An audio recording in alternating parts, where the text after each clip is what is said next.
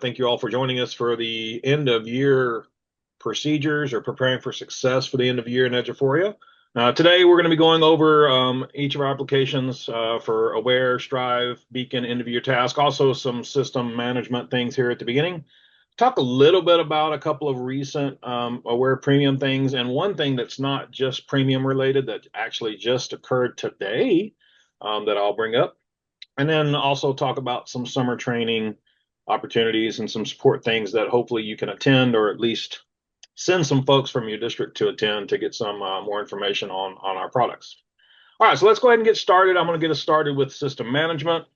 And in system management, getting ready for the next year, the main thing that we want to talk about are calendars. And so I'm certain that now being in the middle of April, I would venture to say 100% or close to 100% of all of your districts out there have already had the board approve next year's professional calendar, instructional calendar, and those are probably already posted on your website. And so you feel free to go ahead and now create that new calendar for next year so that we don't forget. There's no really risk in doing it now. Yes, you want to make sure that you don't overlap with this year's calendar, but typically that wouldn't happen. You're just going to pick the first and last day of school. Anyway, so you go in and you create a calendar if you're a system administrator. And in that calendar, you're going to have an instructional calendar, which is the one you're seeing on the screen. This is what it looks like for the instructional calendar. And that instructional calendar impacts all of the applications with Eduphoria, some of them more than others, but it does impact all. And you do want this calendar to match your start date. So whatever your start date in August is going to be for the first day of instruction, you want that to be this first day here. And then you want the end date in May to be the right end date. You want that to match your calendar. And as you see over here, we also have, you can change days like Labor Day, you can make a holiday, Thanksgiving, those things. And you could limit down your instructional days to match your exact calendar. Absolutely fine to do that, but not a requirement necessarily for things to happen. But if you wanted to match, absolutely totally fine to match. So this is your instructional calendar. Have to have it. So this is not optional. You do need to have a calendar ready for next year. And like I said, you could go ahead and do that right now. When you build an instructional calendar, a new one, it's going to ask you about a reporting calendar as well. Now, the reporting calendar only impacts Aware. And so it only is impacting the rosters in Aware. And we deal with those rosters in terms. Terms for most of us are considered like semesters or trimesters, not grading periods. So we don't need to worry about cycles or what people call grading periods, even though the software might ask you about that. Really doesn't have any impact there. We just want to have a reporting calendar. And unlike the instructional calendar, the reporting calendar does not need to match. And in most cases, people don't want it to match our instructional calendar. Think of it the same way we do with your student information system. When that gets rolled up to the new year, so usually that happens sometime in July. Well, now I can log into my SIS and I can, if I'm a middle school principal, I can see the fifth graders that are coming to my campus that are now in sixth grade because they've promoted. Same kind of concept here with the the reporting calendar. So if the instructional calendar, like you see here, starts on August 11th, I might want to make my reporting calendar start like on July 28th, 2 weeks in advance, so that when we're doing training for new teachers or whatever we're doing, those people can see the students that are going to be enrolled in their classes. They can see the data from Aware, all those things. And so once again, this only impacts Aware. And it's called the reporting calendar. And really the only thing that's important are the first and last day of the first term and the first and last day of every subsequent term. For most of us, it's just 2 terms.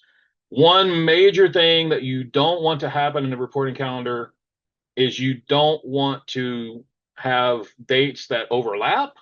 Most importantly, you don't have gaps. And let me explain the gap. So all of us, or I say a lot of us, end our first semester or our first term at Christmas holidays. And let's say that it's going to be December 19th. I haven't looked at the calendar, don't know what it's going to be. But let's say the end of the first semester ends December 19th. And we don't come back to school and start school back until January 5th. Well, if we ended the first term December 19th, and started the second term January 5th, then no teacher could log in between that time. So I couldn't log in on December 28th and see anything because teachers can only see students' data during an active term. So you want to go ahead and extend that date probably of the first semester out until maybe the end of the calendar year or whatever, and then start January 1st, the second semester. Or some people wait till grades are due. And if we're starting school back on January 5th, we'll extend the first semester, first term, all the way out to January 4th. I know this is a lot of words. Um, and yes, you can see, I see a question. If you were to hit this little plus, like this is just a slide, but if you were to expand each calendar, the instructional calendar, the reporting calendar appears underneath that. All this to say, and this goes for the rest of today's webinar, any questions that you might be confused about, any topics that you might not be sure, please reach out to our support team, reach out to our training team. We do not want you to start the year off not exactly right, and we'll be happy to talk individually to you if you need to. All right, so that's the calendar. Also, it's always a good idea to do roles and rights. Now, a lot of you are using, some kind of Active Directory authentication or sync or something like that. If you're doing manual work, you want to clean people up, delete, check roles and rights. Always a good idea that, hey, we've been giving people, we've noticed that people have too many rights, and we kind of want to clean that up. Summertime is always a good time to do that. Matter of fact, it's really, in my opinion, the only time to do that. We do definitely want to help you with that. And so if you're new to a district and you've become the Eduphoria or in charge of roles and rights, and you kind of found out that things are a mess, that you're not alone. That happens. And we will audit and help you kind of decide pros and cons. What should we do to kind of clean this up or go forward from here? Sometimes you might just say, well, let's just remove everybody's rights because we want security to be better, and that's a great motivation, and we can help you with that. But you need to understand what that's going to cause. If you're removing rights from people that they've had before, they may get frustrated. You may get a lot of calls at the beginning of the year, and we want to prepare you for those things. But cleaning up roles and rights is always good thing. You'll see this last bullet point here on this slide that says reset profile check. If you go into the organization settings and the user settings, there is a button that says reset profile check. If you're not doing some kind of auto sync, if you're a manual kind of person and your district is managing it, this makes users go back through their profile. It's good for everybody, but it's definitely a good use for those that are doing it manually. The next time people will log in, so when people come back in July or August, whenever they come back on contract, if you would have selected this button, then it'll force every user, and I do stress that, every user, including the superintendent or whatever, every user will have to go back through and check their profile. That's a good thing for many reasons. I'm teaching a different grade level. I'm at a different campus. I need to reset my digital signature password. I mean, all those things. There's good reasons for this, and obviously over the summer people forget things. So that reset profile check can be a convenient feature for you to get people ready. Ready. Anyway, all right. Any questions about system management? Please continue to put them in the chat or preferably the Q&A, and we'll get to those. I'm going to continue on and just start talking about some things in Aware that you want to do getting ready for next year. So we do have a checklist. This is in our online help guide. There's a link to that checklist that'll be part of this this video, also part of the thing. But you can go in. There's a whole section of our online help guide about end of year procedures. But these checklists are great for different levels of users to kind of understand what things do we need to check everything in year C. When we get to Strive, there's going to be a checklist too. There's checklists for all of our applications to kind of help you. If there's multiple things for you to do, kind of check them off. And so we're kind of going to go through those quickly here, kind of one at a time. First and foremost, and probably in my opinion, the most necessary thing in Aware to do is archive our local assessments that are either at the campus level or the district level. And so if you're not comfortable with the mass test editor, the mass edit assessments button, please, I want you to start being comfortable with that. It's going to save you a lot of time, not just with archiving, but editing or changing, manipulating tests in mass. Like I could make test active in mass. I can change the date range. I can change the test type. All those things can be done in mass. And so here you want to go in and you see that all there's going to be is going to be a blank screen if you're not comfortable with the mass test editor, and you're going to type in things that you want to search for.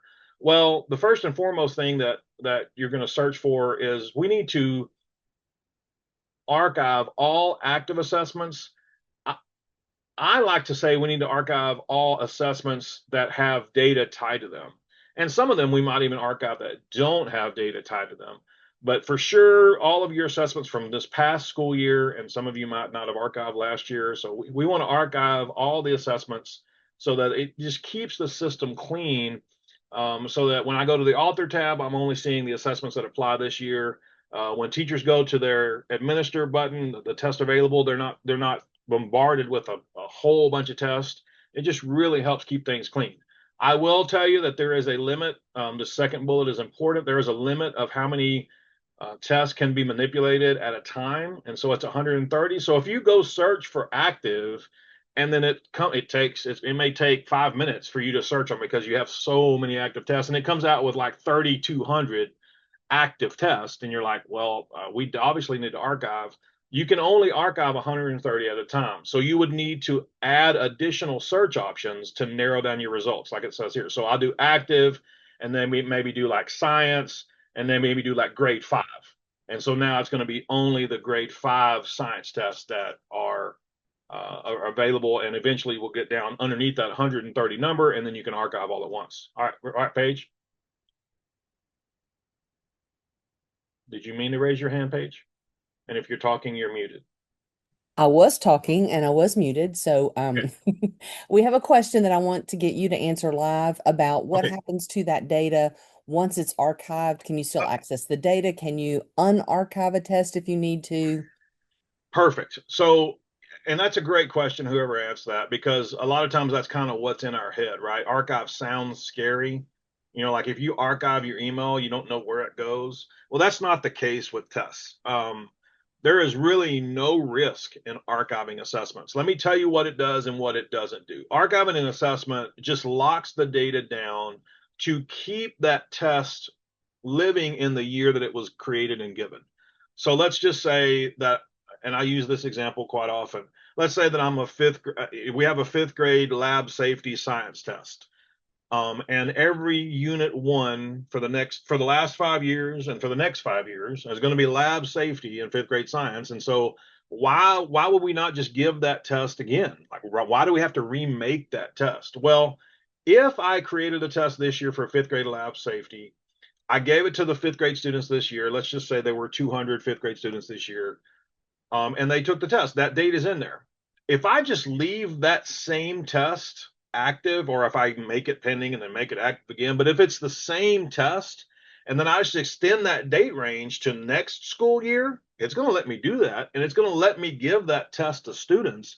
But now last year's 200 students data is mixed with this year's 200 students, and so you have 400 students in the same data set, and it's mixed up, and it's hard to manage and see that. That's just bad. We don't want that. So archiving kind of keeps that from happening, because you can't give an archive test, but the data from an archive test never goes away. Yes, a test can be unarchived, but you don't need to. And all archive tests can be copied. And so archiving really has no risk whatsoever, and it is, in my not I don't even think it's, you see it says strongly recommended. If I'm at a district managing your aware, it is required. It is going to happen to keep from data mixture happening. And then if it does mix, then you're going to probably end up paying us, our support team, our data team, to divide that data for you, because because it's going to be mixed up. So archive all assessments, and then you can always copy them to make a new. So if I could copy that fifth grade, science lab safety test from last year, I don't have to rebuild it. It's copied, but it's a new test, got a new test ID. One's going to live in last year, one's going to live in this year. The data is going to be separate. All right, good question.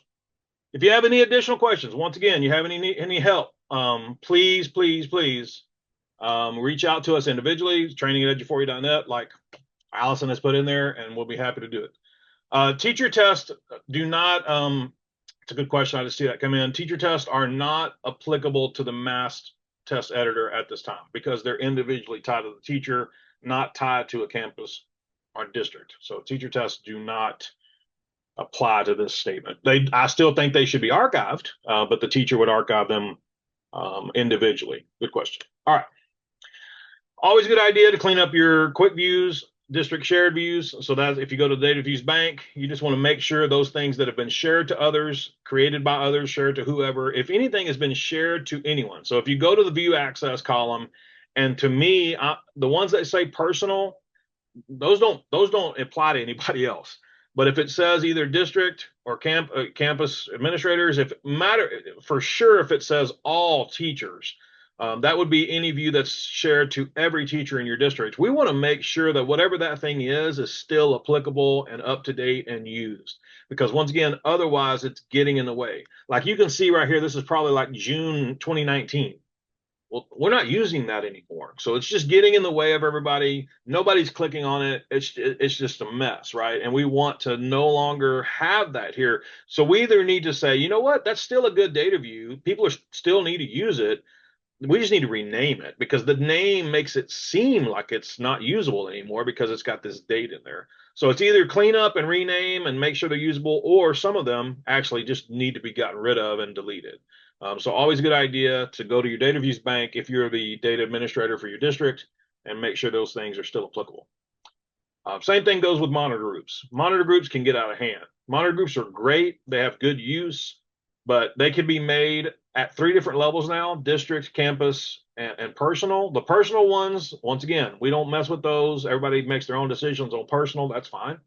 But district wide for sure, and then campus level monitor groups as well. We want to make sure that those are still applicable because the list will get out of hand and they become hard to use. And we want them to be named something good. We want them to be used. And you'll see the last time they'll be updated will be here. So sometimes you can just sort them and say, you know what, I'm going to go ahead and delete these if they haven't been updated in 6 months or more.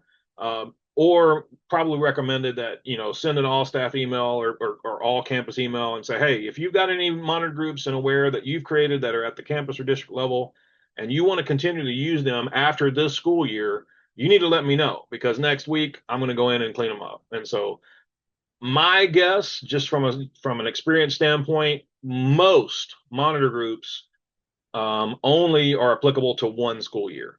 So I would not think there would be that many monitor groups that continue to apply with subsequent school years. There may be a few, but there wouldn't be 78. Like you see right here, there are 78 monitor groups. And there you go. So, all right. When we're kind of moving into the next section of the agenda, talking a little bit about aware premium / non-premium updates in some cases. And so we have the QTI files that we can accept now for custom item banks. Just want to reiterate that. You can go back and watch a previous webinar on that, but just wanted to reiterate that. Also for everybody, but this would include non-premium districts, you can actually manage. So if you go to the item bank settings, there'll be a custom item bank. It says manage custom item bank down there. If we have the Bluebonnet assessments that are they're already in there, right? And some of you guys aren't using Bluebonnet, and so y'all don't want the Bluebonnet assessments to be visible to your teachers. If you're in that case, so you could go to manage item bank and go to those, so that it would show up here. You go to the little sprocket and open up the settings. Then you could turn off the access to all the levels of users. So turn it off to teacher, campus, and district, and then that stuff won't show anymore. So that applies to all custom item banks, even the ones that where premium district people import, but even the ones that are in there, like the pre-built tests from Bluebonnet, you can manage the access of who sees those and who does not. And then obviously we've got many districts that have already started with their II scoring. We've got the informational rubrics out there. They're working on new rubrics, as we know, and I'm sure if you've been using it, you've got all that information. It's just a multi-step. If you're not using that yet, Once again, we've got webinar materials and online help guides about that. But if you're confused and you need kind of a little tutorial there, or would like some kind of guide, please reach out. But you have to have a right for the district to turn it on. So there's a right that's called AI Analytics that allows you to enable AI scoring. Under the assessments little settings, there's something that called AI Analytics. So you get there and then you enable AI scoring here. As it says here, you go to each test type and determine which test types are going to be available for AI scoring. And then obviously the author of the test goes in and determines which questions are going to be those extended constructed response questions that are tied to a passage or whatever that are going to be scored with the AI scoring. So just kind of repetitive. Over the last several months, we've had some stuff about this, but just wanted to reiterate that as part of the end of the year. All right, I'm through talking. Probably took more time than I needed to, but now we're going to go off to Strive, and Paige is going to take over here. And if you have any questions about any Aware or system management, I'll try to go back and answer those. And Paige, if you're talking, you're muted again. And I was again. So thank you. Let's go ahead and jump into the first slide because I've got some exciting news about Strive. There is a change coming, and it's going to be a great change. We've got two new processes that are rolling out, the form builder and the process builder. Those are rolling out this summer. And in order to be ready for that new product migration, you need to get your archive done by June 15th. So I know we normally say middle of June is our target for, but this year it's going to be especially important to get it done by June 15th so that all of your current stuff is filed away before we roll out the new form builder and the new process builder. Because we want your processes to be clean and empty when they get converted over to the new builder, the new process, and then you'll have the time to go in and review them, check them out, make changes to anything that you need to.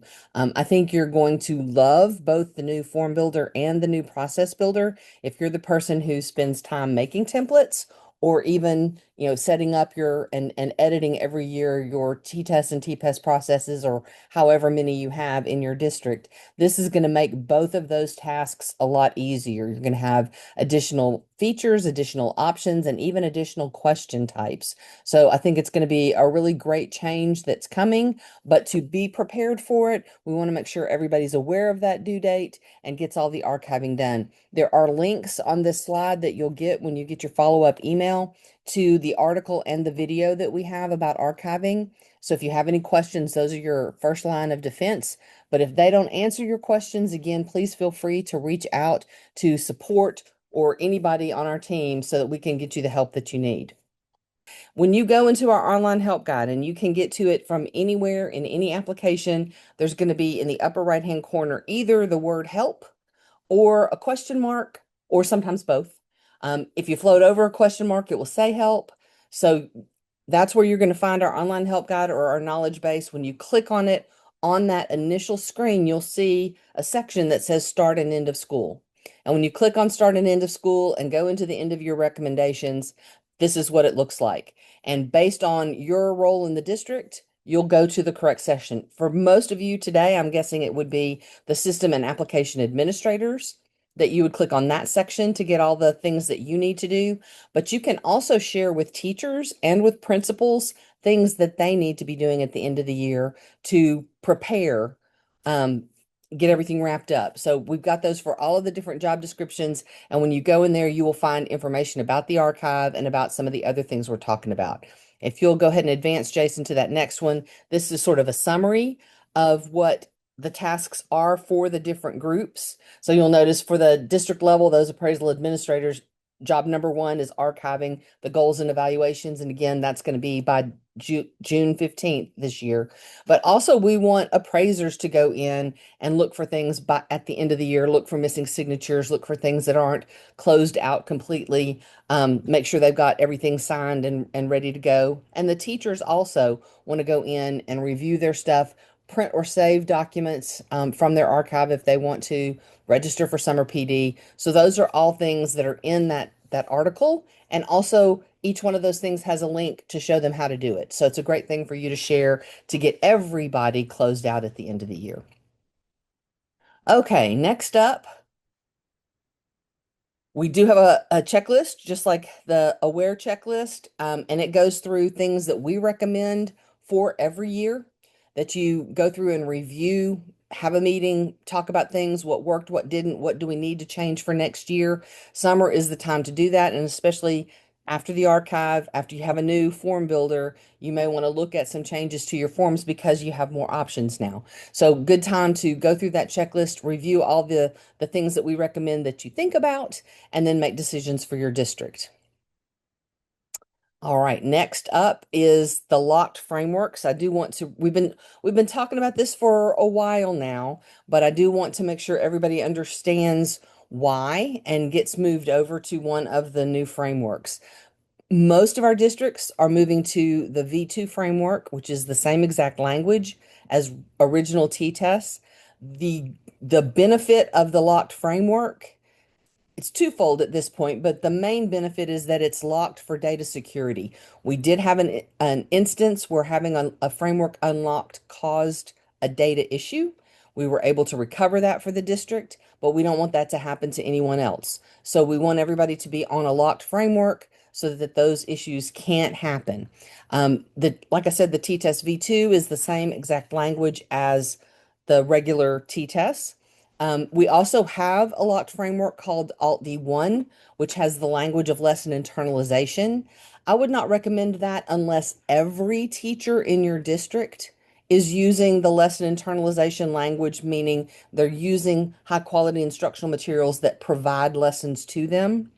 If that's the case for every teacher in your district, then I would say go with Alt D1. If not, I would say go with V2.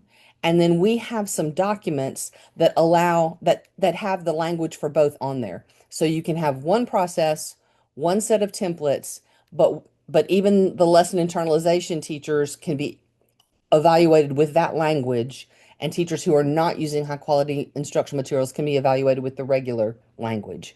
That way, you're not dividing your data. And so some of the reports and some of the analysis pulls by document, and then you have to look at them in two different places. You can't see everybody together. So I would recommend picking one framework, putting everybody in one process, use the same documents for everybody, and so that you don't divide your data, but you can still have the language of both. So we've got information out there. And again, if you have questions about that or are not sure what you should do with your district, please feel free to reach out to us. All right.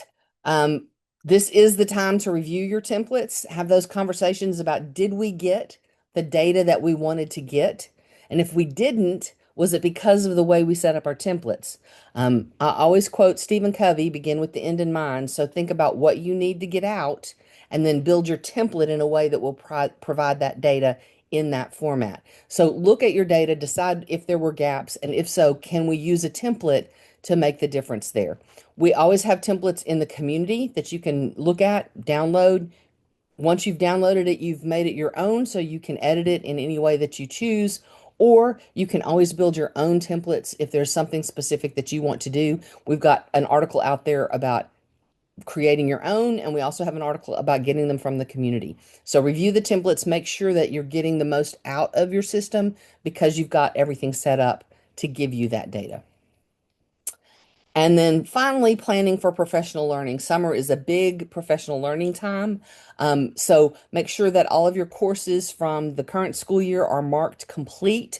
That impacts people's portfolios, whether they're granted credit, whether they can print certificates. So you want to make sure and make that all of those courses get marked complete. Usually that's a job for the instructor of the course, but professional development administrators can also perform that task, but I would just want to go through and look at all of those and make sure that that has happened. Um, I always recommend that staff members, they can print a PDF of their portfolio at the end of the year. And I recommend that they do that just in case something happens and they leave unexpectedly over the summer. But there's also a file is called a wixie.wxe file that is an electronic version of their portfolio. And if they know that they're leaving and they're going to another district that uses Eduphoria, they might request that. Right now, only professional development administrators can create it. So you may be asked to generate that and email it to some teachers who know that they're leaving. And then you may get some teachers who join your district who say, hey, here's all my PD records, and you can import those in. You're also going to want to run some reports and just look at the data that you had for this past year. You know, what all did we cover? You can look at it by dimension. You can look at it by credit type. You can look at it and look at the number of users. There are a lot of different ways that you can look at your professional development data and not only learn from what we did last year, but then make plans for this summer and the coming year based on that stuff as well.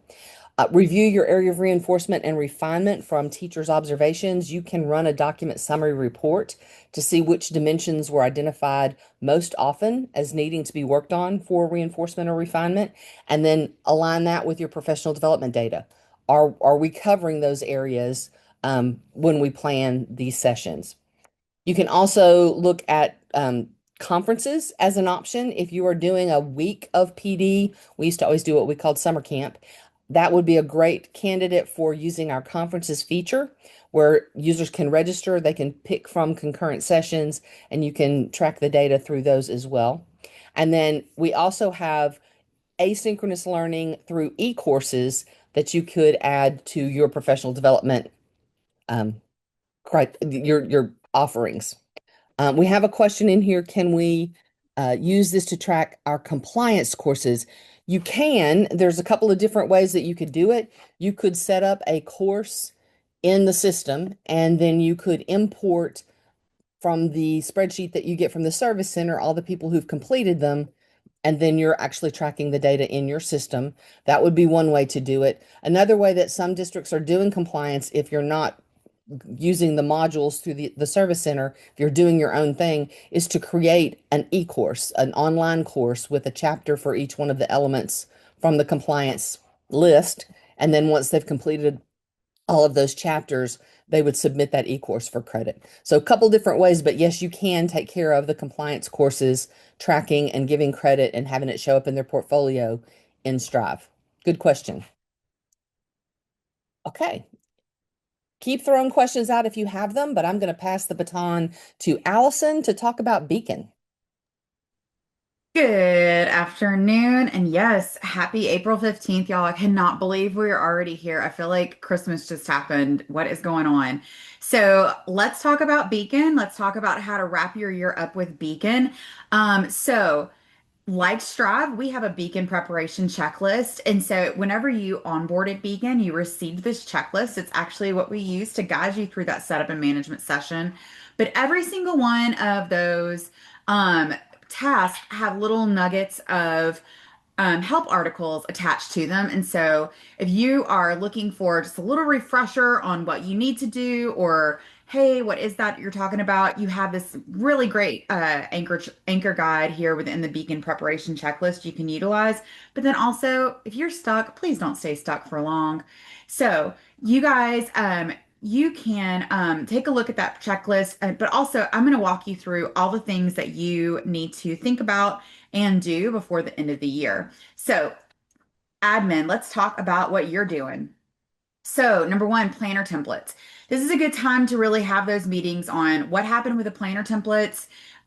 Did they meet the needs that we needed within the teacher plan, within the lesson plan, especially those planner templates for the teacher planner? You want to make sure that is capturing everything you need whenever you are looking for what your teachers are doing on a daily basis in the classroom. So if you need to think about retooling that, or if you want to be like, yay, it's great, we're keeping it going, just make sure that you have that conversation now, end of summer at some point. Just make sure that you got all the goodies in there. So whenever you go to bring everything back to your teachers in August, they're all set and ready to go, knowing what templates they need to use. And your administrators that are doing appraisals are able to act or to get the information they need on a daily basis as they're conducting those data walkthroughs, your instructional coaches are coaching. Allison, I'm going to interrupt. I'm going to Yes. interrupt. And can you tell the folks that are on with us that don't know what is Beacon? Oh, goodness. Let me tell you about Beacon. Jason, that's my favorite question to answer. So, Beacon is our lesson planning and curriculum management software. And so this is going to be it is replacing forethought, but it is a completely different tool. It is not, aware how to wear a premium. Forethought does not have a forethought premium. That's not a thing. We have Beacon. It's a completely different way to lesson plan and manage your curriculum. It is absolutely I'm so tickled about it just because my background is in coaching. And so I love the elements of being able to see the lesson plans, what's happening in your classrooms on a daily basis. You can look at scope and sequence analysis. And Beacon turns 1 in June. And so this has just been a really fantastic year of really adding in new elements to Beacon that meet your needs. Shout out to all of our Beacon early adopters who have been so amazing about coming to office hours and sharing their onboarding experience, recommending feature requests that have just been made into really great elements that meet the needs of our Eduphoria family. And so, yes, if you are like, I want to know more, please reach out to us. You can email us on my emails. I'm Allison, 2 L's, please, Allison@eduphoria.net if you have questions. Also, Emily Cram would love to give you a demo of Beacon, and she's EmilyN@eduphoria.net. We would love to have the conversation with you about your academic goals and how Beacon is the solution for that. And so, yes, Beacon does have Bluebonnet, TEA's Bluebonnet integrated into it. So that is part of what you can receive whenever you onboard Beacon. At this time, TCMPC is not integrated into Beacon. We do have ways to kind of bring in the elements of TCMPC into Beacon, but it is not the same integration as Bluebonnet at this time. And I just saw that question pop into the Q&A. So at this time, the integrated curriculum that is available in Beacon right now is TEA's Bluebonnet. So let's talk about keeping in the same vein as planner templates. So we want to start talking about our non-negotiables. What are the things that we're looking for whenever we're creating a course, when we're adding a course from either your computer or Google Drive, or bringing in materials from another element that we utilize when it comes to our curriculum in our campuses? Do you want to have a certain way to name it? What's your naming scheme look like?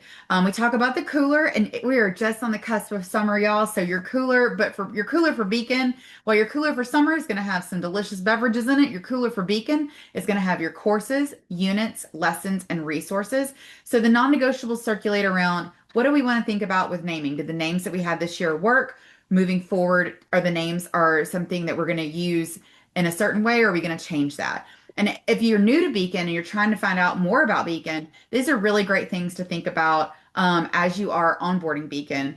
If you're like, oh my gosh, this is so much, you're in luck because I'm happy to help you. We have those discussions. I am your Beacon spirit guide. And then lastly, for admin, pacing and duration. This is super, super, super, super important. I want to make sure I highlight this, correlating this back to system management. And thank you so much because you guys are going to hear this here first. It's a lot of hears. We have a brand new feature coming out for Beacon where it is going to automatically make your YAG for you. So what does that mean? That means that we need to make sure that when we are talking about Beacon, the new update is going to be asking you to look at your instructional calendar, identify the usual like goodies in the instructional calendar, our holidays, our weekends, things like that. But when we're thinking about the units, we need to start thinking about the start and end date and the duration of those units, because that pacing element, those start and end dates, those will be viewable to your teachers within their planners. So your teachers know every single day, they know exactly where they're supposed to be in the scope and sequence when they look at their planner. But then it's also going to create that YAG for you automatically. So that is a brand new feature that is coming out at the end of this cycle, I believe, if not by summer, and it is fantastic. I'm so tickled about it. Our Beacon early adopters are tickled about it. So just know that as you're thinking about end of the year for Beacon, while that hasn't been an element prior, it's going to be an element now. Okay, let's talk about the end of the year checklist for our teachers. Teachers, you may have noticed that in Beacon, you're able to duplicate and or move lessons from day to day now in your planners. One new update that we've just had come out, but it's not really something you see right now, is that you're soon going to be able to copy your lessons from a lesson when in one instructional year to another instructional year. Let me go ahead and tell you here first, no, you're not going to be able to copy your entire year into your current year because, folks, that's just not best practice, is it? Because we want to make sure that we're developing lesson plans that are responsive to the students sitting in front of us year to year. However, if you've got one just amazing lesson that knocked it out of the ballpark, now's a good time to start reflecting on what happened. Do I make edits? Do I make changes to the content of that lesson so that next year when you're like, oh yeah, I taught this really great lesson for this really great time of the year, you can jump back into Beacon, grab that lesson and copy it straight into your planner for that day.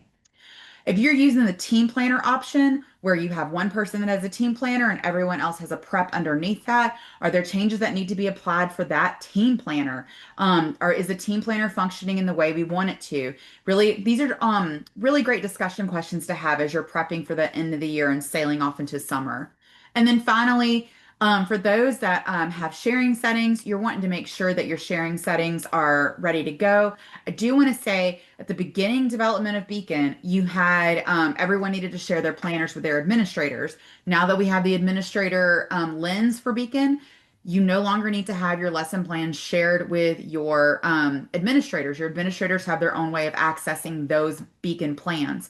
So you can go in and edit that, but you can share your planner with everyone in your school if you want to, but you don't need necessarily have it shared with all your administrators anymore. They can get into it on their own. And also those of you that are retiring or heading off to different spaces, just make sure you change ownership. So if you're looking into Beacon, you're like, well, what happens if someone leaves? You just change the ownership of that planner and the planner still lives on within that organization, keeping access to the content. So, lots of great things to do, a lot of reflections. I hope I've given you some really good questions to kind of noodle on as you're thinking about the next year. And we're so excited for all the great things coming out in Beacon as we move forward. So, all right. Thank you all so much for joining us today.